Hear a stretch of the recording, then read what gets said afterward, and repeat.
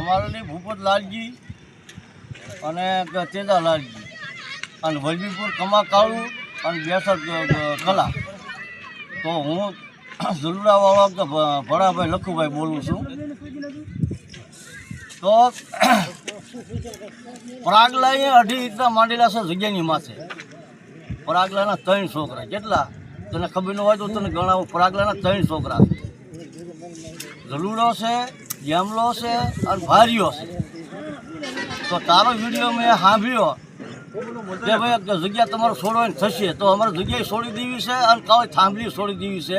પણ પરાગલાનો ઝલુડો નહીં હોય તે દી હું એ સબૂત કરી દે કે પરાગલાનો ઝલુડો નથી તે દી અમે બધું સંભાળી છોડી દઈશું ને ભાઈ જગ્યાએ છોડી દઈશું.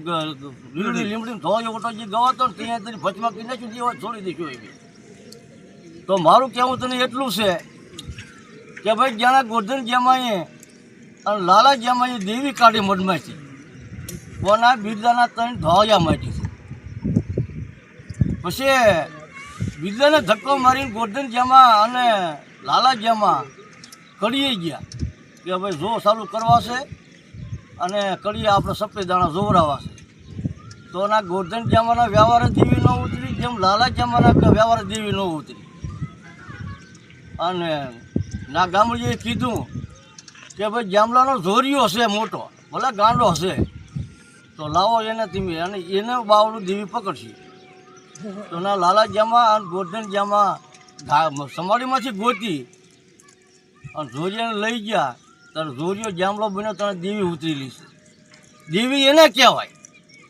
વાઘરી તું અમને વખા શીખવાડવાનું કહેશો કે તમે ઝુલડાવાળા વખા શીખો તો દેવી એને ઉતરી કહેવાય. તો તારા બાપ લાલકાનું પુણ્ય હતું, ગોરધન જામાનું પુણ્ય હતું અને બિરદાના ધોયા માટે દેવી કાઢી તો બિરદો ધોયાવાળો હટી ગયો અને જોરા જેમાં હટાડી દીધો હતી તો દેવી તો જોરીએ દેખાડેલી છે કે દેવી આમ ઉતરે એમ. એટલે મારે તને બીજું કંઈ સાચું નથી કહેવું. તું દેવીએ બેસી જા. તારું પુણ્ય છે તો તારું પુણ્ય આવીને ઊભું રહેશે અને 4નું પુણ્ય છે 4નું પુણ્ય આવીને ઊભું રહેશે. પણ આવા તો મહારકા મૂચમાં અને હાથી કરીને ગોતીને ખીલવાડીને વાત રવા દે.